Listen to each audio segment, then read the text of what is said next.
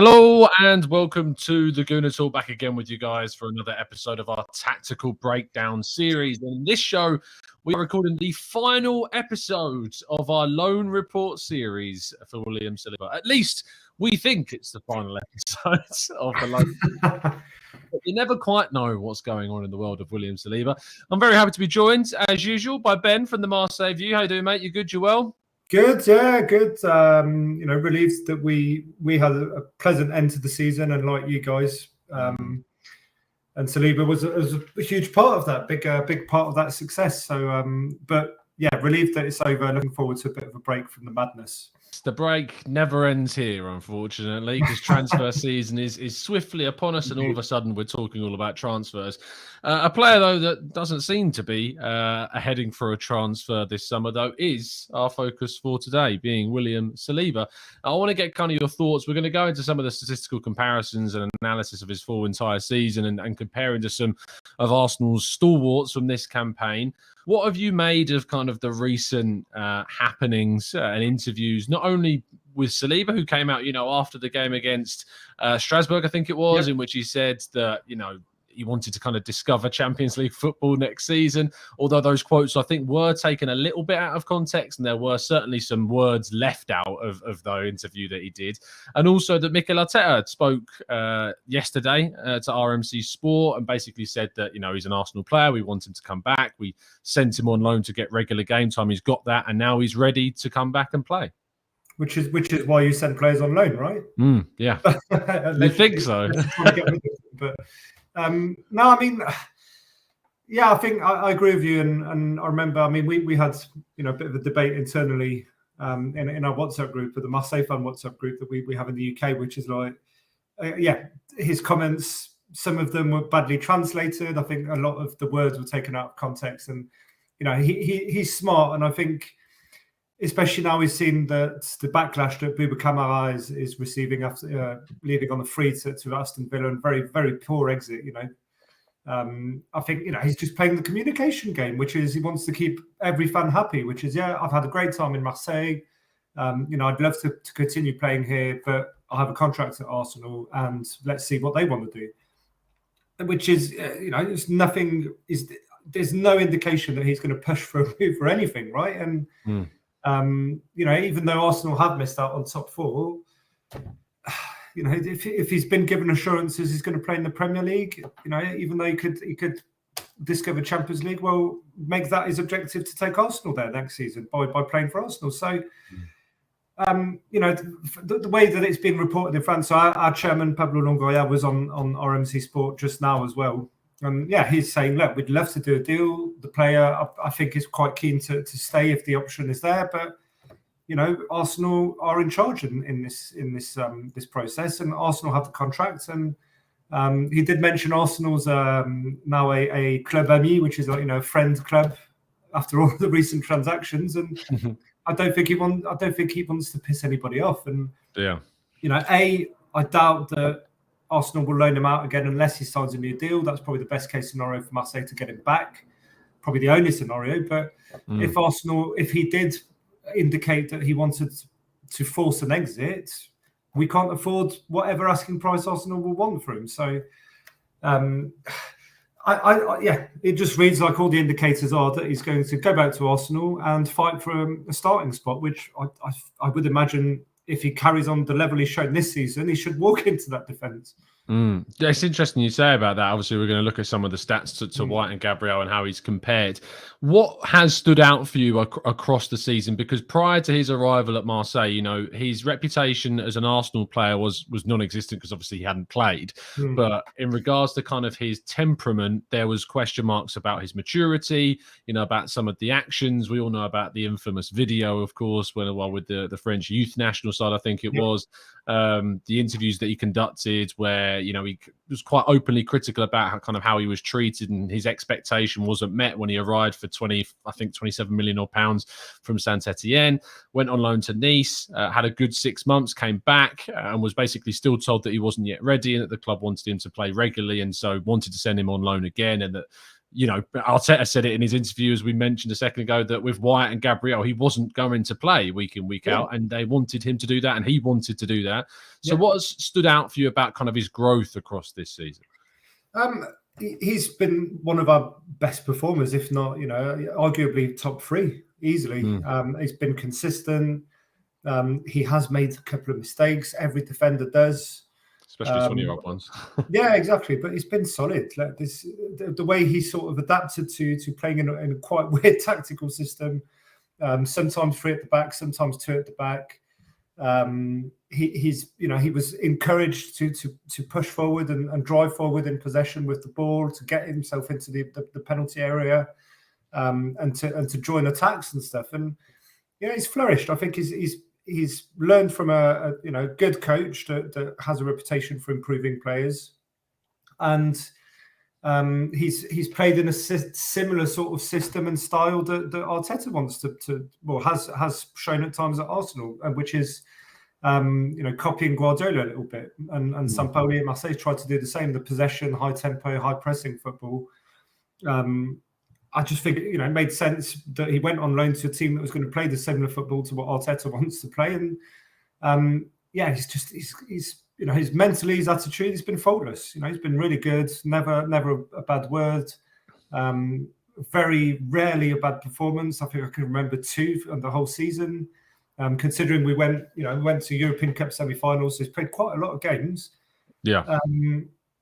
He's been solid, and I think he's sort of matured. He's improved his football IQ, and probably his IQ in general, in terms of personal development and transitioning from being a teenager to a young man. And I think if he wasn't ready before, then he's definitely ready for the Premier League now. Let's go into the stats and have a look at some of the analysis, of course, of him this season. We start off, I think, looking at the players we're going to compare him to. Gabriel and White, of course, were the obvious ones. And, I went back and forth with either comparing him to, a fellow Ligue 1 player, or what I thought would be a good control factor is, a player that's got into the Premier League team of the season this year, in Ruben Diaz. So I thought, and of course, that Diaz is a player stylistically quite similar to Saliba in wanting to play out from the back and very progressive in his play. So I thought it would make sense to have a look at how he compares. So we kick off with the heat map. Now, Saliba, when he was at Nice, had a very different heat map because he was playing on the left-hand side of a 2 with Jean-Claude Todibo, of course. He's played mostly on the right-hand side. But what I pick out from this beyond all is kind of how similar it is to Diaz in regards to how confident he is going into the opposition half. Exactly. And that shows on this, doesn't it? Yeah, and he's played on the right side of 80% of the season. He's played on the right side of a 3-man defence, right? So, I mean, you wouldn't no. Then it's not a heat map of like a right back or a full back, but it's central. But look at the average positioning. I mean, yeah, he just gets into the opposition half, arguably more than Diaz has, and he's.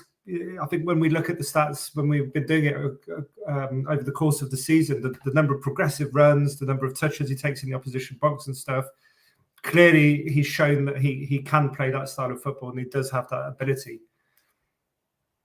Let's move on then to the kind of defensive side of his game, which has probably been the area that he's needed to improve upon most across the season. We know him as a progressive ball-playing centre-back, and we'll certainly talk about those stats in a second. But he comes out here with the highest defensive duel success rate at 70.9%. He's not involved in as many duels as Ben White, but he's winning, more than 2% more than Ben White across the season. What do you think that from when you think about when he first joined to where he's finished, this has maybe been the biggest improvement for him across the season? Yeah, I mean, there's notable highlights. There's that last-ditch tackle to deny Mbappe in November when we played them at the Velodrome, when he was through on goal. There's just a number of times he's been sort of someone, a teammate loses a duel and he's just there. He just anticipates and cuts it off straight away afterwards. So his reading of the second balls and his anticipation of where the striker is going to go. And again, I think someone's mentioned it in the comments that he's progressively stayed on his feet more and more throughout the season. So yeah, I think it's his reading of the game, his positioning, his anticipation means that he has improved, and it's been very steady over the season, but it improved a lot between the start of the season and sort of the halfway mark, and it's been solid since then. But pinch of salt, we don't have the same opposition players in Liga. Yeah. It's important to add the context. How much do you think that does play a part? Because, he's coming up against Liga attackers compared to Ben White and Gabriel and Diaz coming up against Premier League level attackers. I'm not going to ask you sitting out, what kind of percentage difference do you think? I'm not going to go that far, but how much of a play do you think it does matter? Probably, 2 or 3%, but I think it's the context is important because when we play at home, we've got a big pitch, a bit like the new camp at Barcelona, and I think 2 teams came to play away and didn't park the bus. So we've had, being second in the league and stuff, but being in that position where we've often controlled and dominated and had possession, a bit similar to City. He's not necessarily been exposed to pressure as often, or been, constantly attacked and ran at with the ball by opposition. So that's what we will see with Arsenal. I mean, if Arsenal have a good transfer market and Saliba can play a part in that, in improving Arsenal's control of the possession, improving Arsenal's sort of grip on games and comfort against lower opposition, that's where he can contribute, but also where the proof will be in the pudding compared to the high level of many of the strikers in the Premier League compared to the Liga.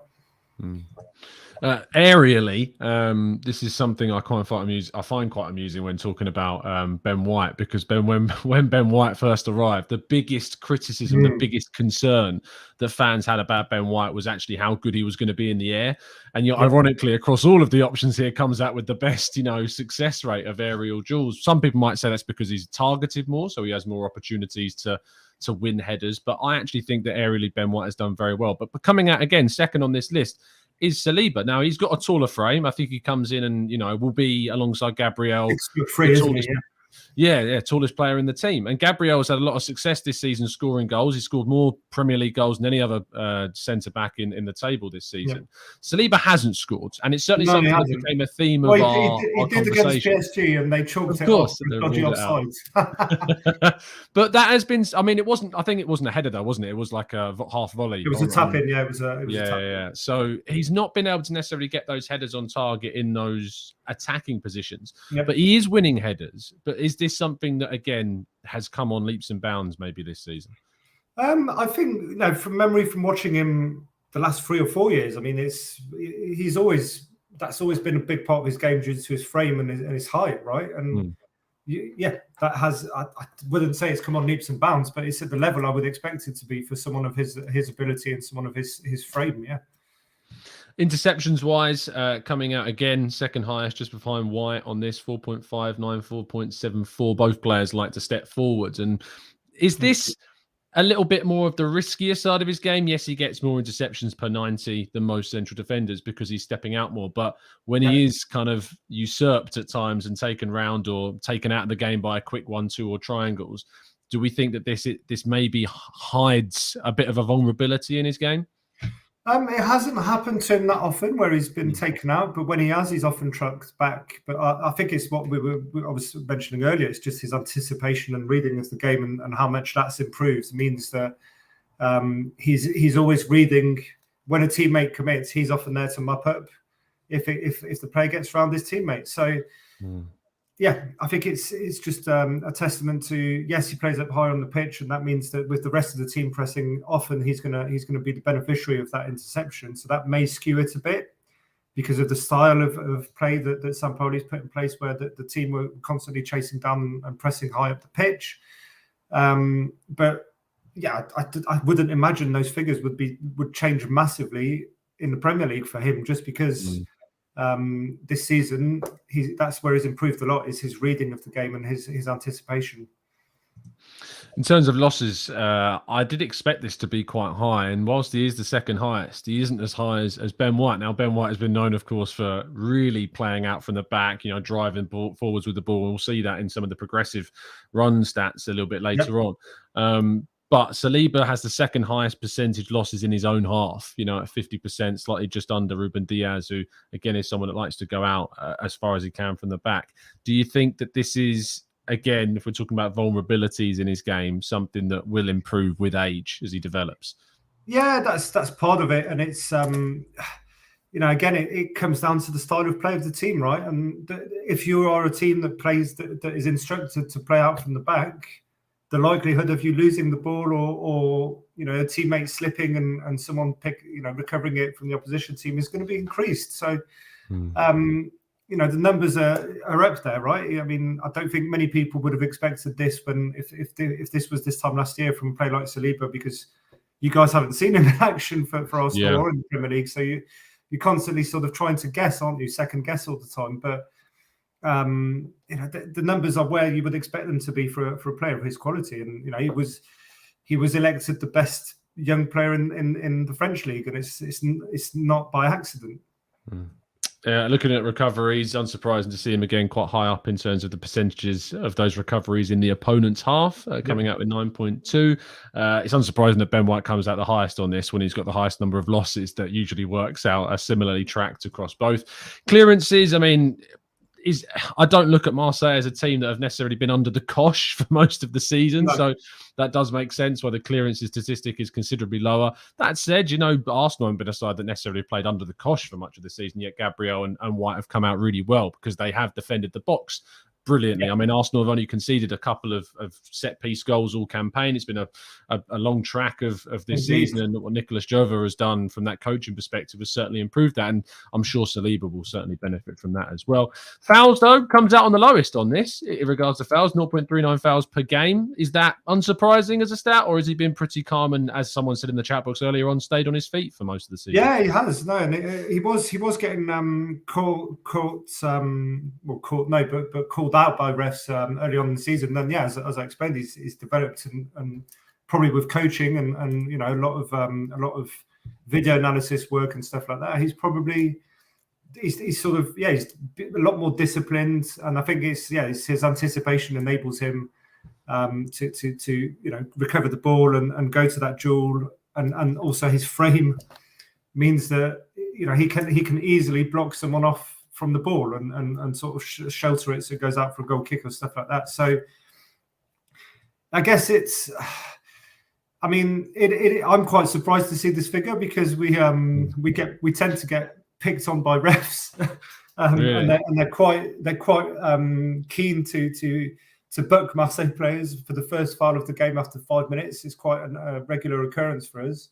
But Saliba's barely been booked. I mean, I think that he was suspended against Strasbourg. It was his first time suspended of the whole season. Yeah, it's an area that Arsenal need to be a bit more savvy with, is kind of the professional fouls part of the game and not giving away fouls in stupid positions, which has cost us a couple of times this campaign. But it's good to see that stat is as low as it is. Let's go on to where he really excels, which of course is his passing. And we started off the season with our first report, and he had 100% passing accuracy in a number of stats. It has obviously gone down since then, as you would expect it to. But he averages, 76 passes per game with a 94.3% success rate, which when you consider that he's progressive in his passing and he wants to take the ball forwards, that has been great. So in terms of his passing this season, I mean, I'll move it on just to the passing to the final third again. 87.3% is equal to that of Ruben Diaz and considerably higher than that of Gabriel and Ben White. And, the second highest frequency of passes to the final third was 7.998 there. It is an impressive haul that he's got this season. Yeah, he's very impressive, and it's short passing, long passing, not really, because he's played a few long passes, but I can't pick out like a highlight reel of a particular one that was spectacular. But it's been consistent. But it's that short passing when he is making those progressive runs. He's had times where he's been in a situation where he's been doing the overlap and getting into a position to cross. So yeah, it's those little combinations, that one-touch passing, triangle play that we've played for much of the season to try and wriggle round opposition defensive midfielders, and he's been instrumental in that. And fair play, and that's when you have a possession-driven and based approach. That's the profile you need, right? You need those kind of profiles, and you need someone who's got that ability not only to pick a pass, but also to read the game and to know what pass is risky, or to have the balls to attempt that high risk pass when necessary. And he's demonstrated he has been able to do that. Yeah, I mean, what we've seen this season from him has been excellent in terms of his progressive runs as well. Playing the ball forwards, taking the ball from one half to another, 1.85 there, just ever so slightly behind Ruben Diaz. He is tracking, really close to what Ruben Diaz has put across in terms of his distribution. And I think the last one is shooting as well.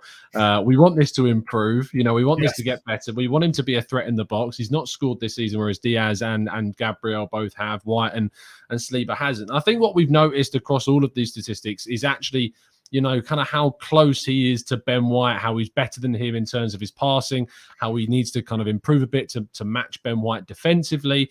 But it's going to be the decision next season between those two who gets that right centre-back slot. And if you're someone who's seen, because I know you follow Arsenal as well, has seen plenty of both of them this season. You said earlier that you feel like he would walk into the starting 11. How quickly would you expect him to usurp Ben White from that starting role? Well, it's a difficult question, right? And there's all of the context as well, because you spent 50 million on Ben White. Can you bench him? There will be backlash for that. Is Arteta maybe going to surprise us all and switch to back three?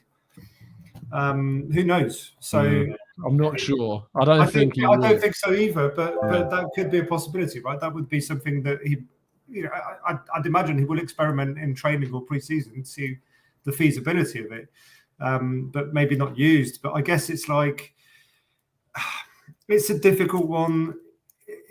But I think Arsene Wenger always said it, didn't he? He's like, well, with a youngster, you've got to blood them, you've got to play them, and they're going to make mistakes, and that's how they learn. And you've just got to keep insisting and giving them that game time. And for someone that young, coming off of the successful season he has, if he doesn't start quite quickly in the Premier League or in pre-season, get some real first team action and play 90 minutes. That could stunt him mentally, could stunt his growth and his confidence. So I think it's going to come down to who has the best pre-season. You would hope so. The football logic applies, but the psychology also has to be taken into account. And if Ben White's a bit like, he's not particularly ended the season strongly, but not been awful either. But Saliba's just been on the ascendant the whole season. So it's that whole form and confidence thing that will play a differentiating factor. A big pre-season ahead, possibly, for him and seeing kind of where he fits and tracks. Yeah, definitely so. But obviously, with the Europa League football next season, Arsenal will have a lot more games, and rotation is going to be key to keeping everyone. And he's got experience of playing Europa League now, so yeah. It does indeed. It does indeed.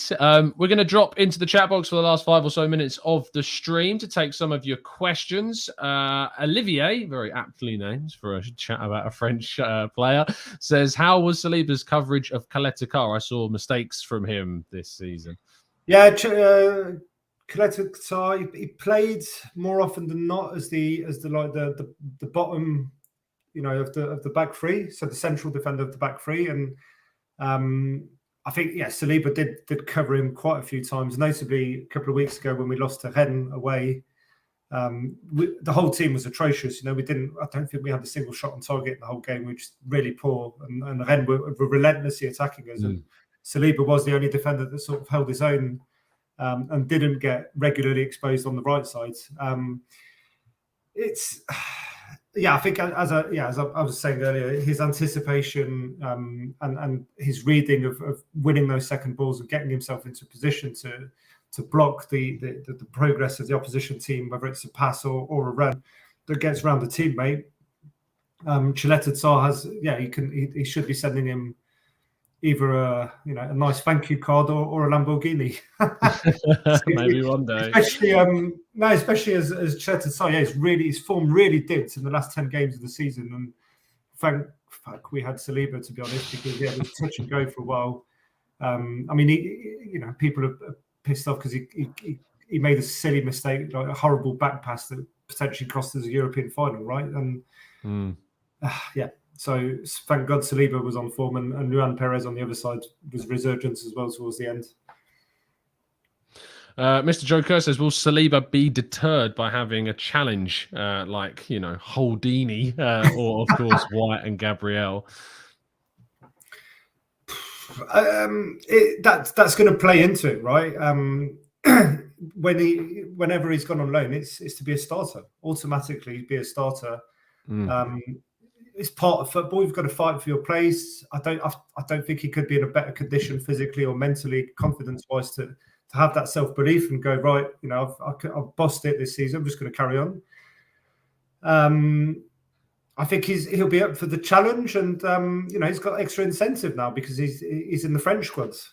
So if he wants to stay in the French squad and go to the World Cup, he's going to have to maintain his level. He's going to have to fight for his place, or very quickly, if both parties realise during pre-season that it's not going to work out, he needs to get game time somewhere else. So, apart from if he came back to Marseille, if he does leave, any other club that comes in for him, he's going to have to fight for his place like normal, right? So, I think he's grown and matured enough to have that self-belief, but also be a bit more ballsy and sort of fight for his place and not down tools.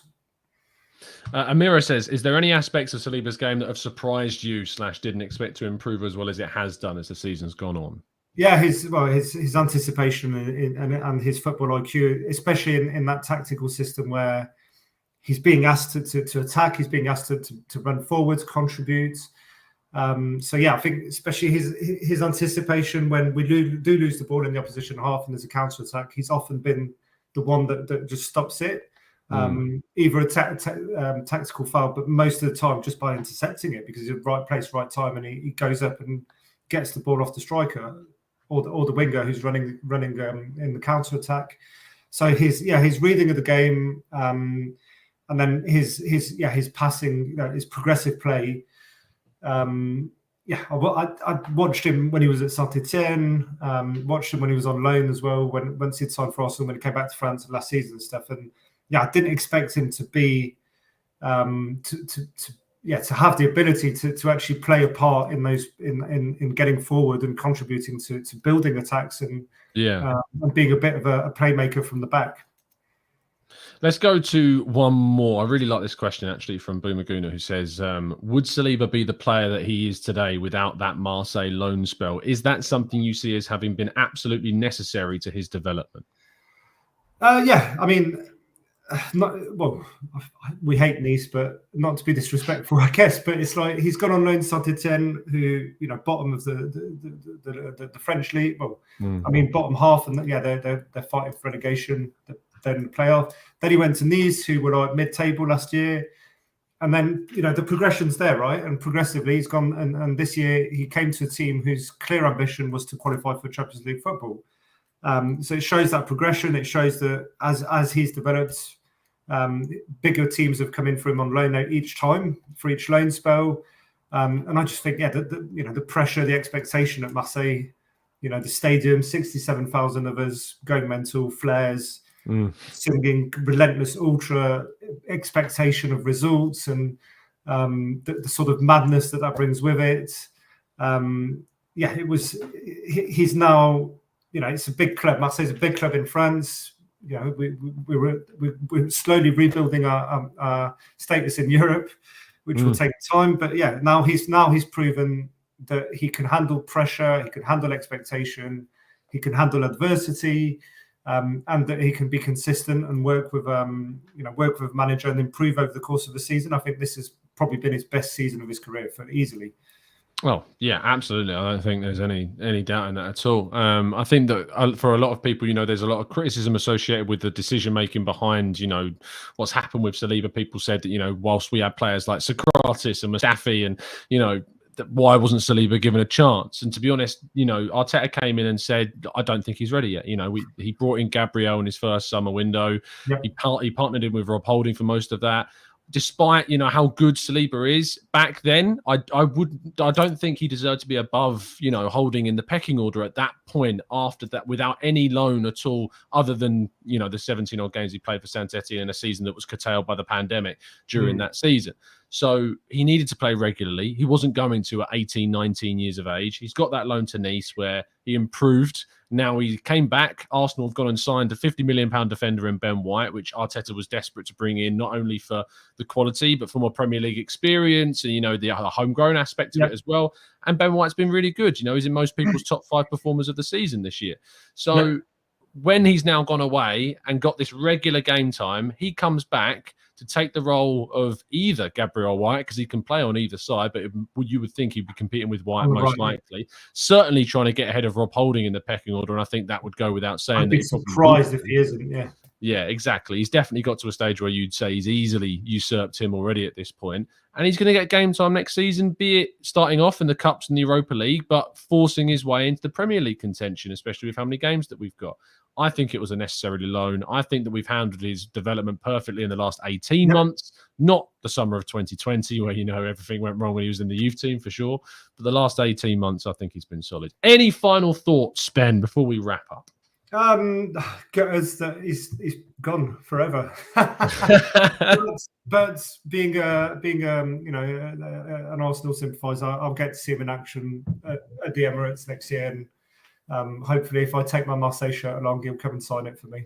But you're gonna get those placards. Saliba, can I have your shirt? No, mate. Placards, worst thing to happen to football, isn't it? Oh dear. But it's worse than half and half scarves almost. But it's been a great loan spell. And I've enjoyed personally just seeing how Marseille and Arsenal, which are the two teams that I follow the most, get closer and have a good working relationship. And Guendouzi's done well as well. And Kolasinac has been a bit shit, but he didn't have a proper pre-season. We'll see next year. It's Kolasinac, of course he has. Well, it's that. I didn't have many expectations there anyway. But I think, just on Saliba, I can't remember the last time, you bring a player in on loan like that and they have that big an impact. And credit to him and credit to the hard work he's put in and the staff for coaching him and helping him improve his game and his mental aspects. But I can't remember. I think it's the best ever loan signing Marseille have ever made. Yeah. From recent memory, and you've got a player here who's the development was handled the way it was handled, but it's paid off. He's qualified the team for Champions League, so he knows the level of demand and the expectation over the course of 38 games in the league season, how good do you have to be to get into those Champions League spots. So he knows that pressure. He can now bring some of that experience back, and he's in the France squad, which is only going to be beneficial for his development moving forward for Arsenal Football Club. And I just wish him all the best. Really, it's just maybe 1% chance that we get him on loan again or we sign him permanently. But I don't see that happening unless he goes to Arsenal and say, I want to leave, let me go. But I don't think he's going to do that. I think it's his dream, and many 21-year-old footballers' dreams, is to play in the Premier League. And I'm pretty confident that he's going to establish himself as one of the best defenders next season. Absolutely. Thank you, Ben, for all your hard work across the season. Of course, it's been a pleasure. If Arsenal do end up loaning, we've got this good relationship, mon ami, now between each other. So we need to make sure that there's more loans going to Marseille, and we'll cover that, of course, with you. And of course, if we get linked to any players that Marseille have, and I'm sure that we'll see you back on the channel again to have a good chat. We can we'll go for pints, and I'll be at the Emirates. Games and Although the last time we did go for pints, Ben, we did lose 4-1 to Liverpool. So but that's the Anfield standard result, isn't it? But no, we can. We're happy to jump on it. Even if you do an episode where you're analysing Saliba, happy to jump on. But it's been an absolute pleasure, and Alilou and up the Arsenal. I hope both teams have successful seasons next year, and quite excited that we're in the Champions League. But I'm excited that Arsenal are on the way up, and that Saliba, I think, will carry them to new heights. We can only hope. We can only hope. Thank you to the so many of you that have been tuning into the show. We've had mostly 400 of you live at the same time, which has been great. A definite peak for this show across the season. I know a lot of you are very interested in Saliba. But if you are interested in, of course, Marseille and a lot of stuff to do with French football as well, and make sure you go and follow the Marseille View. Ben is over there with a great team of guys that do work specifically focused on Marseille.